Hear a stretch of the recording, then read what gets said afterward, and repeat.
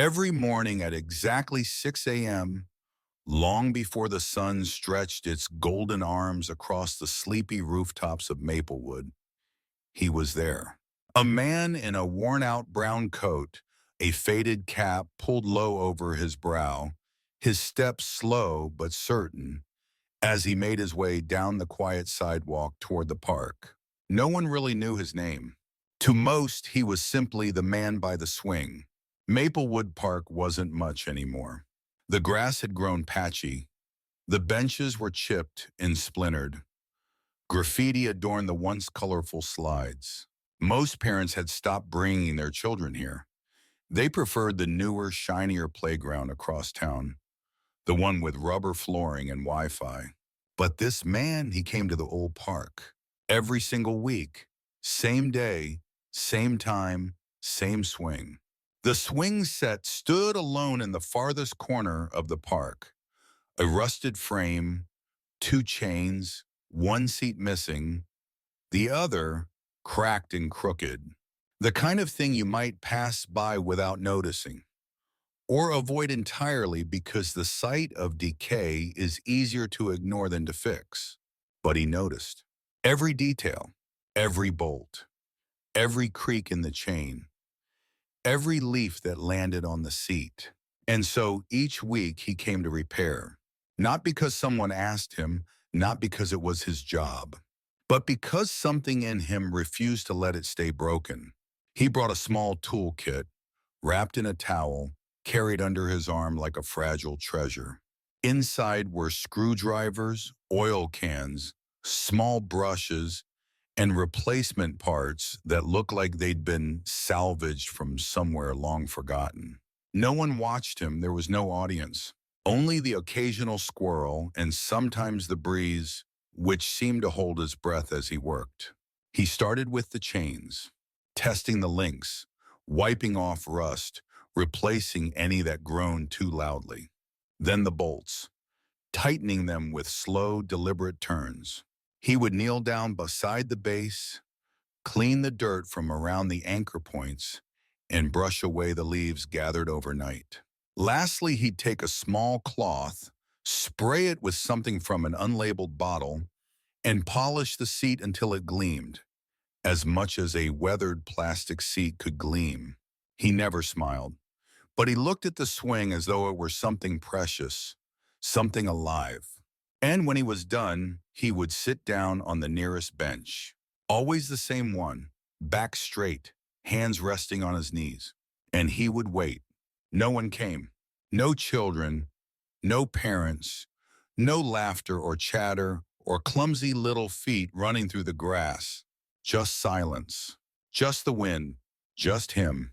For an hour, sometimes two, he sat. His eyes never strayed far from the swing, as if expecting something, as if hoping.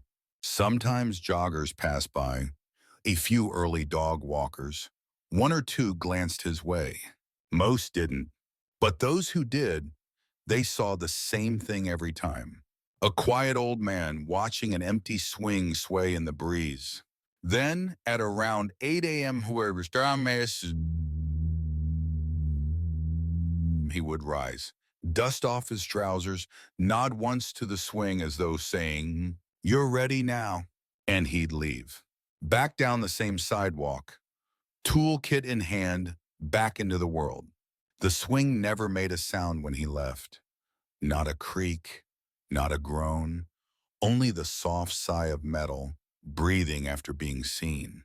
Weeks passed, months, seasons changed. Leaves turned gold, then vanished under snow. And still, he came.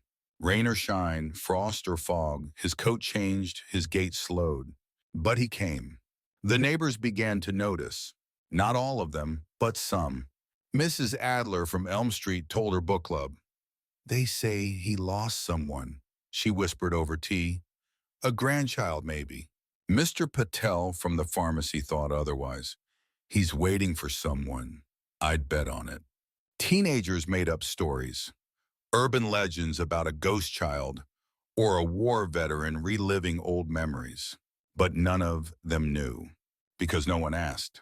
Until one day someone did. A young woman, new to the neighborhood, walking her dog earlier than usual. She stopped in front of the swing, watching him wipe down the chains. Her curiosity outweighed her hesitation. She stepped closer and asked softly, "Excuse me, sir, may I ask, why do you fix it every week?" He paused, finished tightening the last bolt, stood up slowly, looked at her, eyes steady but kind, and then without hesitation said, "Because she might come back." The woman blinked. She wanted to ask more. Who? Why? But his gaze had already returned to the swing. She sensed the conversation was over. For now, she nodded, smiled, whispered, "Thank you," and walked away. That afternoon, she told her neighbor, who told their son, who posted about it online. No name, just a photo. A man in a brown coat standing beside an old swing. The caption read, "He repairs it every week, even though no one uses it, says he's waiting for someone." I think that's the kind of love the world needs more of. The post went unnoticed at first, then a few likes, a few shares, then hundreds, thousands. But the man, he didn't know.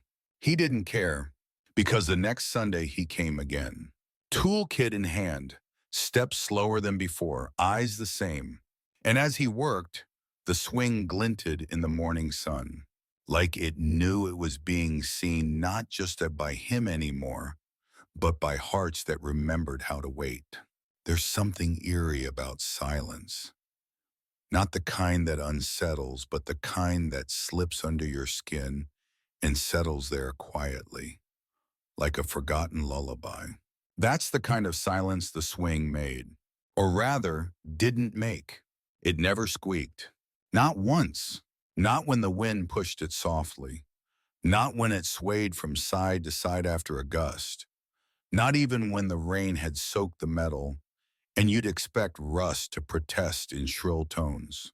It was always quiet, always still, always respectful, as if it knew that making noise would interrupt something sacred. By now, the townspeople had begun to notice. The swing was becoming known, not popular, not crowded, but noticed. The mailman, who walked past it every morning, paused longer than usual. He'd take a sip of his coffee and let his gaze linger. The jogger in the red hoodie, who never stopped for anything, slowed her pace as she passed the far end of the park, stealing glances. Even the dog walkers, always wrapped in their own world of tugging leashes and sniffing noses, started curving their routes just enough to catch a glimpse of him. But no one dared sit on the swing. Not yet. The old man continued to come. Same time, same pace, same ritual. He'd wipe the chains, oil the joints, polish the seat, then sit on the bench, watching, waiting. But the quiet became part of the story. People whispered about it now. That swing never squeaks. I've seen it move, nothing, not a sound. It's like he's protecting it. A child once ran up to it. He couldn't have been more than 6. He grabbed the chain, jerked the swing sideways and let it go. It flew forward, arched high, and returned. No creak, no screech, not even a soft whimper from the metal. The boy blinked. His mother called him back. He ran off, but he kept looking over his shoulder like he'd seen something magical. A few days later, an elderly woman named Mrs. Elsie sat on the bench beside the swing. It was early, earlier than most people rose. She was wrapped in a shawl, hands trembling slightly from the cold. She didn't speak, just sat. When the man arrived, he didn't acknowledge her at first, but after a moment he sat beside her. They didn't talk for a long time, and then she said softly, "It's the silence that gets to me." He turned. She continued, "When my daughter passed, it was the silence in the house that screamed the loudest. No more laughter, no doors slamming, just nothing." The man didn't respond, but he nodded. Once, slowly, as if confirming something he already knew. Mrs. Elsie stayed for a while. When she stood to leave, she placed something beside him. A photograph, old, faded, a little girl on a swing. She whispered, "This is why I came." And then she walked away. He looked at the photo for a long time, folded it gently, placed it in his coat pocket, and kept watching the swing. That night, it rained. A cold, steady drizzle that soaked the ground and made the trees shiver. Most would stay in, but he came. Just like always. He wiped the rain off the seat, made sure the chains weren't sticking. Then, as he turned to sit on the bench, he noticed something strange. The swing was moving, not wildly, just slightly, back and forth, like someone had just left it, or maybe just arrived. He didn't stop it. He sat and watched. For the first time in months, he smiled. Word began to spread. Not virally, not online, just whispers. Shared between coffee shop tables, laundromat chairs, and grocery store aisles. Did you hear? Someone finally sat on the swing. They say it moved on its own. Maybe it's haunted. But most didn't believe that. Because the feeling around the swing wasn't eerie, it was warm, still, patient, like love that never rushed. Then came the girl in the blue coat. She was maybe 10. Freckles, hair in a ponytail, a sketch pad under one arm. She didn't look nervous. She walked straight up to the swing, ran her fingers along the chain, and sat down. The man was already there, watching. He didn't speak. Neither did she. She just began to draw. First the trees, then the bench, then him, then the swing. When she was done, she walked over and handed him the drawing. It wasn't perfect, but it was sincere.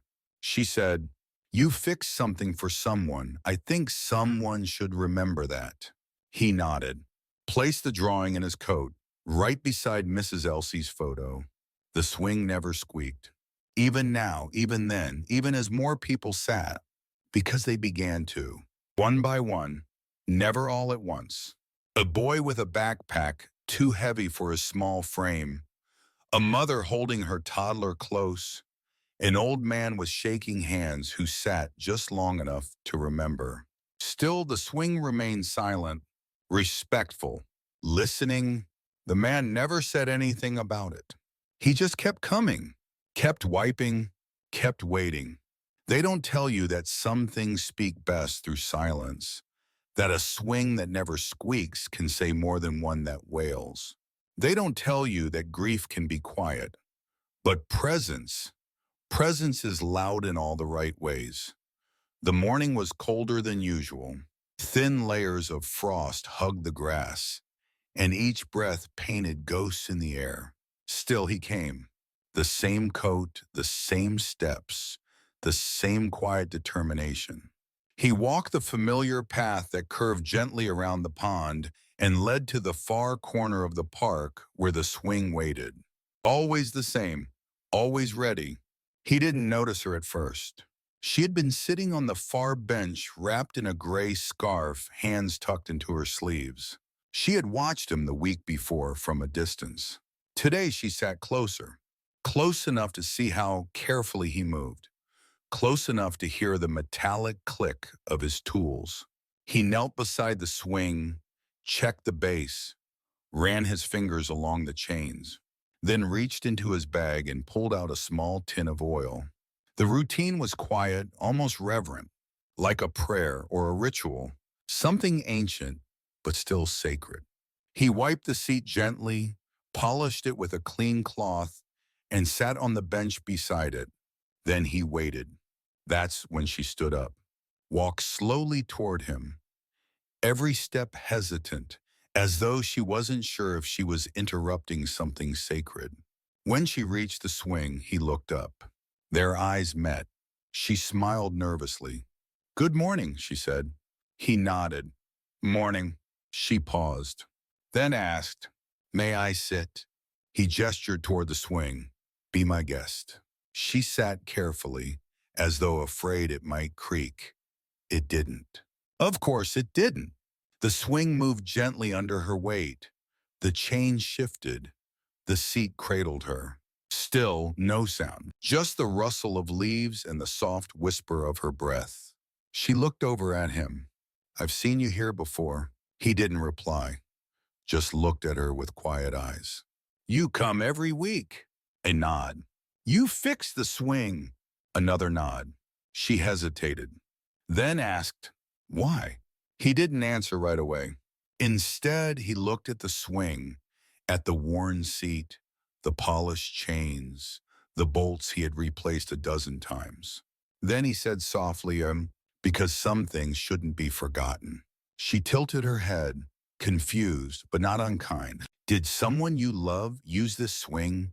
He didn't look at her, only said, "She used to before everything got quiet." Silence stretched between them.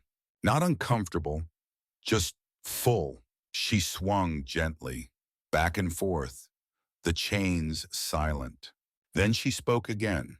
"My daughter's favorite swing squeaked like a bird every time she used it. It used to annoy me. Now I'd give anything to hear it again." He looked at her now, eyes softer, understanding. "Grief makes noise in strange places," he said. She smiled sadly, and silence in others. They sat like that for a while.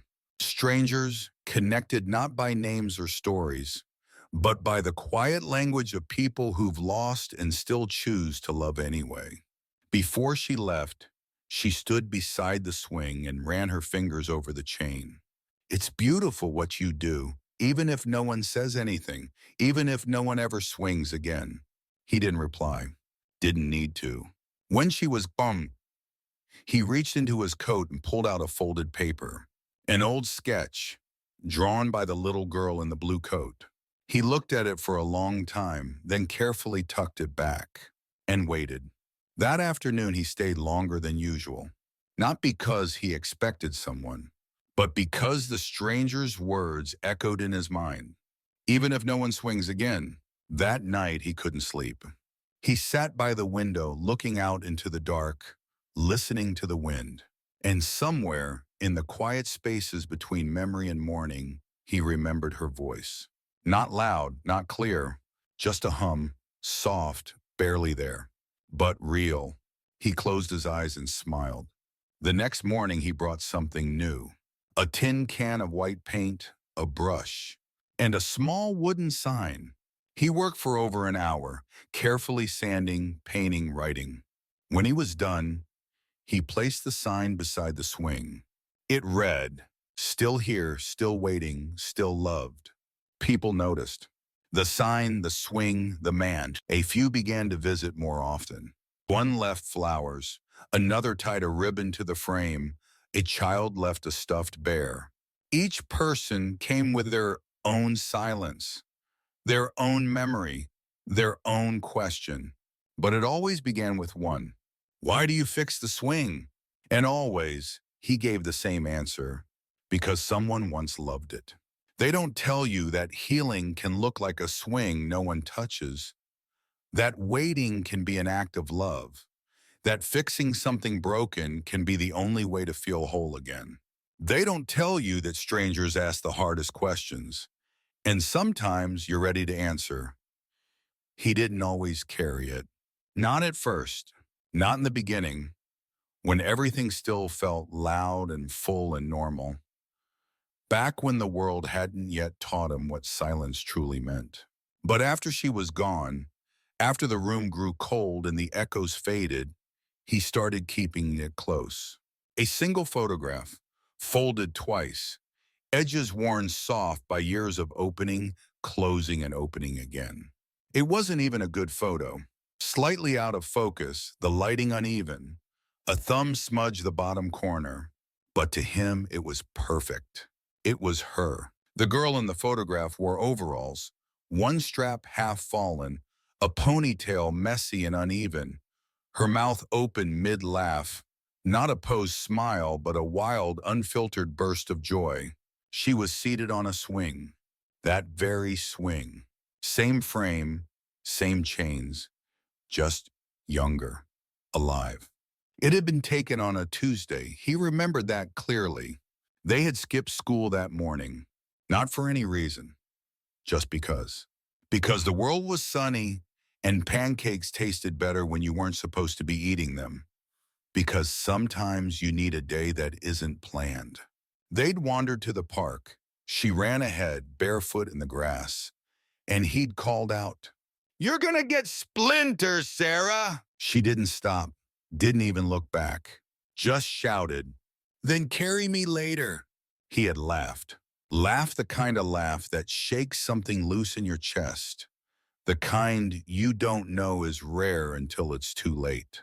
He had snapped the photo on instinct. She had just hopped on the swing, pushing off with her toes, hair flying. It wasn't planned. He barely looked through the lens. He just wanted to remember that moment, not knowing how badly he'd need to. He carried that photograph in his wallet now, right behind his ID, as if it were more important than proof of who he was. Because it was. People often asked, though never directly, "Was she your granddaughter? Your daughter? A neighbor's child?" He never answered. Not because he didn't want to, but because the answer was too big to fit in a sentence. She had been his everything. His reason for pancakes on a Tuesday. His excuse to learn how to braid. His partner for sidewalk chalk masterpieces and midnight cocoa spills. She had loved that swing. Insisted it was magical. If you push high enough, you can kick the sky. When she got sick, the hospital became a second home. Then the first. Then everything. He kept the swing clean, even when she couldn't come anymore. He oiled the chains when she was too tired to hold them. He sat on the bench and told stories she could no longer hear. After she was gone, the world kept moving. But he didn't. Not really. The first Sunday he came back to the park alone, he nearly turned around. The swing was still, the air too loud in its quiet. But he sat anyway, opened his wallet, looked at her face, and whispered, "I'm here." And he kept coming. Because grief doesn't need a destination, only a routine, a ritual. He didn't speak of her much. Didn't need to. She was in the way he knelt to adjust the bolts, in the softness of his touch when wiping the seat, in the way he paused before sitting, as if waiting for her to arrive first. The photograph never faded. He took care of it the way he took care of the swing, as though if he just kept them both whole enough, she might walk back into them. One day a boy approached him.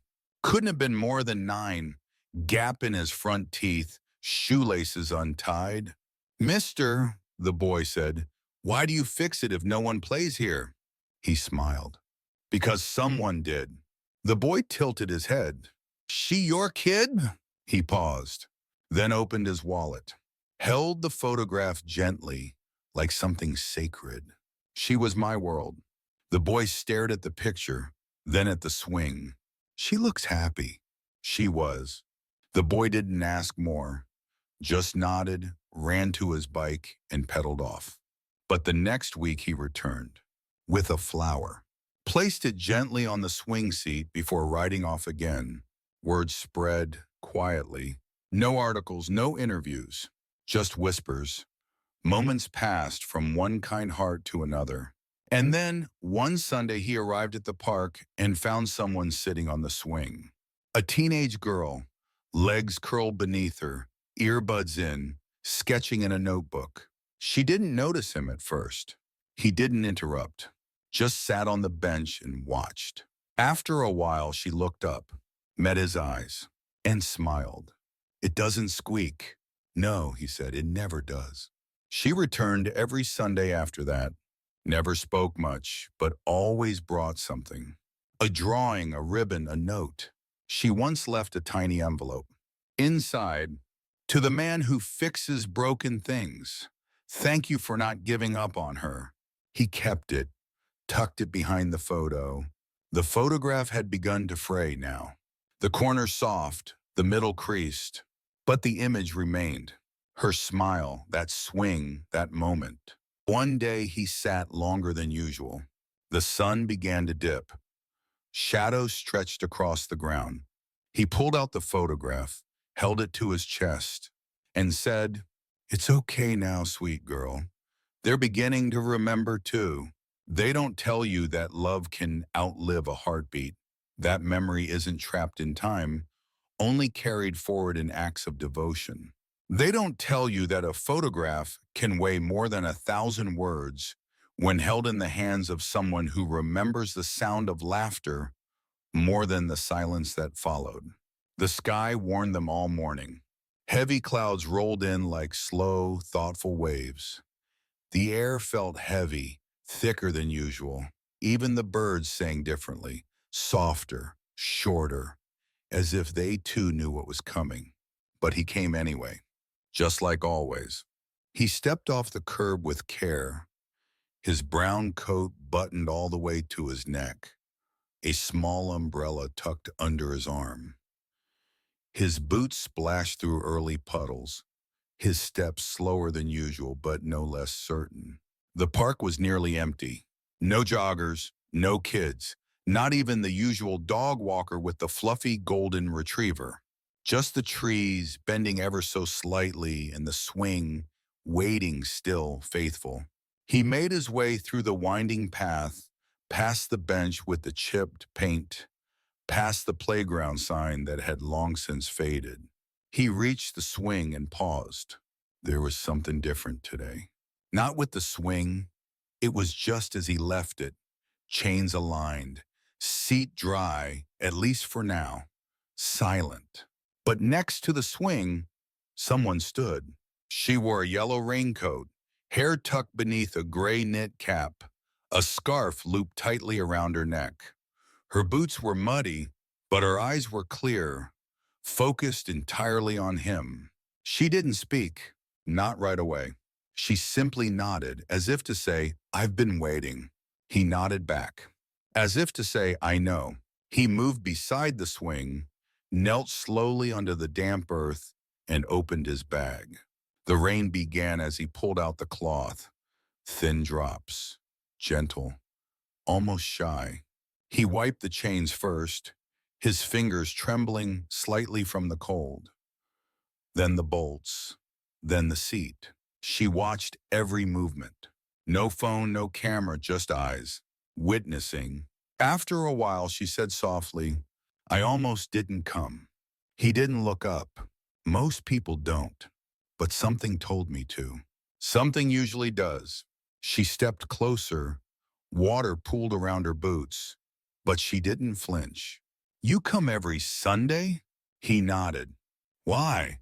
He paused, looked up at her finally. "Because even the rain deserves to fall on something that's been cared for." She blinked. That wasn't the answer she expected, but it was exactly the one she needed. "Do you come for her?" she asked. He didn't ask who she meant. He knew. He reached into his coat, pulled out the photograph, creased, worn, sacred. He held it out to her. She took it in both hands like it might break. She was beautiful. He nodded. She still is. The rain fell harder now. The trees above them began to sway, drops racing down their coats. But neither moved. "Do you talk to her?" she asked. "Every week." "What do you say?" He smiled, just barely. "Whatever I didn't say when I had the chance." She swallowed hard, then sat gently on the swing. Her hands gripped the cold chains, her scarf tucked tighter. "It doesn't squeak." It never does. For a while, the only sound was rain and memory. He sat beside her, on the bench he had made his own. The umbrella lay forgotten. Water trickled down his forehead, his hands, his shoes. But he didn't notice. "She was mine too," the woman finally said. He turned. "My sister." The world stilled. Even the rain seemed to quiet. "Sarah," she said, "you always called her that. I called her Rue." He blinked, looked closer. Then he saw it. The eyes, the curve of the cheek, the freckle near her brow. "Emily," she nodded. It had been decades, more time than either of them could track without counting on fingers and loss. "You stopped writing," he said. "I didn't know what to say after she passed." "Neither did I. A long silence. Then, but you said it anyway, she whispered. She looked at the swing, at the sign still beside it. Still here, still waiting, still loved. Tears mixed with the rain on her cheeks. I thought I was the only one who remembered. You never were. He pulled something else from his bag. A small tin box. He opened it. Inside, letters. Each folded, labeled with a date, each Sunday since the swing first stood empty. I wrote to her. I said every week. I just didn't send them. She reached out, touching the stack gently. Can I read one? He nodded. She unfolded the letter dated April 3rd, 2005. Her lips trembled as she read. It was about clouds and cinnamon rolls and a dream he had where she grew up to own a bookstore. You always believed in her, Emily said. I still do. The rain fell harder, the swing rocked slowly beneath her, but it still didn't squeak. They sat like that until their fingers went numb, until the letters were safely back in the box, until the world around them forgot to rush. Then she stood, kissed the photograph with trembling lips, and handed it back. Thank you for keeping her alive. She kept me alive. Before she left, she walked to the swing, removed a small bracelet from her wrist. One Sarah had once made her. She tied it around the chain, a silent offering. I'll come again. I'll be here.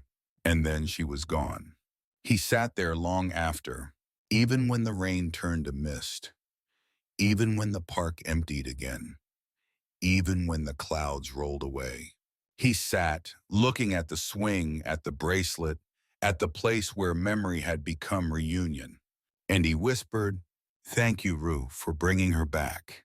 They don't tell you that grief is a circle, that rain doesn't wash memory away. It waters it, nourishes it, helps it bloom again in unexpected ways. They don't tell you that the ones we lose sometimes return through the hearts of those who love them too. The swing had seen many visitors by now. Children, strangers, mourners, those curious, those quiet. But none stayed long, none returned regularly. None until her. She first appeared on a Thursday morning, not a Sunday, not during his usual ritual. He had come to the park early that day. A restlessness had stirred in his chest the night before, a whisper that he should be there before the weekend. He listened to those whispers, and that's when he saw her. She sat on the swing, not moving, not pushing off, just sitting, a red scarf wrapped gently around her neck, tucked into a long cream-colored coat, gloves in her lap, her eyes fixed on the trees, as if she were watching something that no one else could see. He paused at the path's edge. There was something familiar about her, not her face. He was sure they'd never met. But her stillness, her presence, it carried the same weight he carried. He approached slowly, boots crunching softly on the frost-tipped grass. She didn't turn around, not even when he stopped just a few feet away. It's always quiet here, she said, her voice calm, deliberate, especially on days like this. He nodded. The swing never squeaks. I know. She looked at him then, eyes a soft, weathered green, sharp but tired, like someone who had asked too many questions and gotten too few answers. You're the one who fixes it, aren't you? He didn't reply right away. He reached into his coat, pulled out a cloth, began to wipe the swing beside her. She used to talk about you, the woman said. He stopped, looked at her. Who? She smiled gently. Sarah. The name hit like a soft hammer, not violent but heavy. He stared. She continued. She was my student. A silence settled between them, deeper than before. He watched her face. The wind caught her scarf, sent it fluttering gently over her shoulder. You're the teacher, he finally said. The one she wrote letters to. She nodded. She used to stay after class, drawing, talking about books, about you. His hands gripped the chain. She loved your class. I loved her spirit. She was light in a room that often felt dim. He smiled barely. She once told me you reminded her of autumn, warm, a little unpredictable but comforting. Her eyes softened, filled. She said the swing was her compass, that when the world got too loud, this swing reminded her where home was. He looked at the swing, the bolts, the worn seat, the bracelet Emily had left. She said that? She wrote it in a poem. The teacher reached into her coat pocket, pulled out a folded paper. She handed it to him.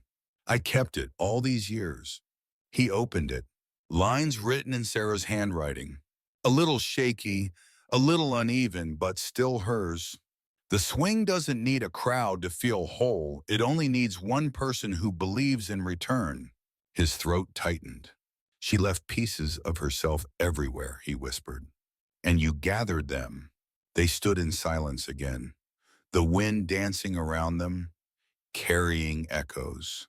Do you believe in signs? She asked. I believe in quiet nudges. She chuckled. Then I think she nudged me here. She sat still for a long while, then reached up, unwrapped her red scarf, and tied it carefully around the top of the swing's frame. She loved this color, said it made her feel brave. He stepped back, watched the fabric flutter. You've given her something she never had. She turned to him. What's that? A legacy that doesn't fade. Before she left, she said, I'll come back on Sundays. I'll be here. And so she did, week after week, sometimes just sitting, sometimes reading aloud from books Sarah had once loved. Together, they built something unexpected, a rhythm, a partnership in grief and in quiet celebration. Other parkgoers began to recognize her. They called her the lady in the red scarf. She never minded. She said Sarah would have laughed at that.